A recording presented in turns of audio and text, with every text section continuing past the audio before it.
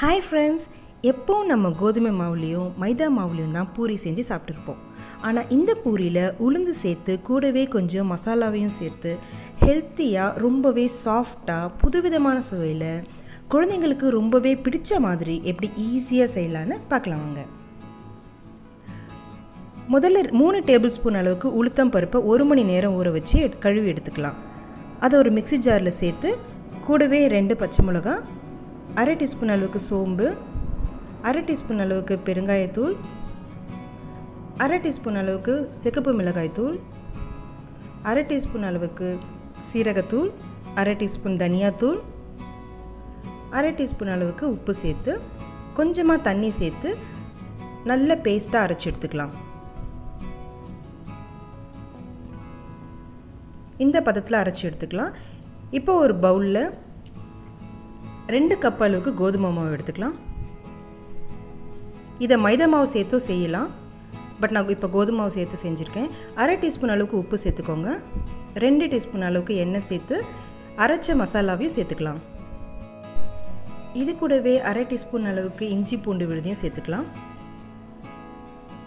இப்போ இதை நல்லா கலந்து கொஞ்சம் கொஞ்சமாக தண்ணி சேர்த்து பூரி மாவு பதத்தில் பிசைஞ்சு எடுத்துக்கலாம்.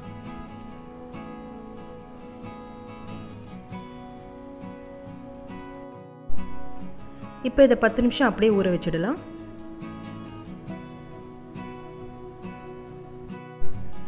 பத்து நிமிஷம் கழித்து சின்ன சின்ன உருண்டைகளாக எடுத்து பூரி திரட்டிக்கலாம்.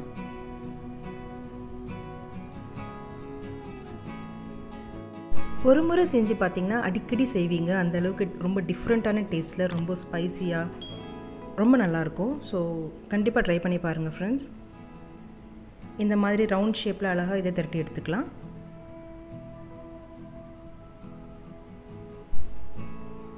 இப்போ எண்ணெயை காய வச்சு மிதமான தீயில் இதை பொரிச்சு எடுத்துக்கலாம். இந்த மசாலா பூரிக்கு முட்டை குருமா, வெஜிடபிள் குருமா, கார சட்னின்னு எல்லா சைட் டிஷ்ஷுமே ரொம்ப பர்ஃபெக்டான காம்பினேஷனாக இருக்கும். ரொம்பவே சாஃப்டான ஸ்பைசியான மசாலா பூரி ரெடி ஆகிடுச்சு. நீங்கள் இந்த ரெசிபி செஞ்சு பார்த்துட்டு எப்படி இருந்துச்சுன்னு கமெண்ட் செக்ஷனில் சொல்லுங்கள். உங்களுக்கு இந்த வீடியோ பிடிச்சிருந்துச்சுன்னா லைக் பண்ணுங்கள். அம்மாடி கிச்சனுக்கு சப்ஸ்கிரைப் பண்ணிவிட்டு பக்கத்துலேயே பெல் பட்டனையும் ப்ரெஸ் பண்ணிக்கோங்க. அப்போ தான் நான் நெக்ஸ்ட் போடுற வீடியோவோட நோட்டிஃபிகேஷன் உங்களுக்கு உடனே வரும். Thank you friends.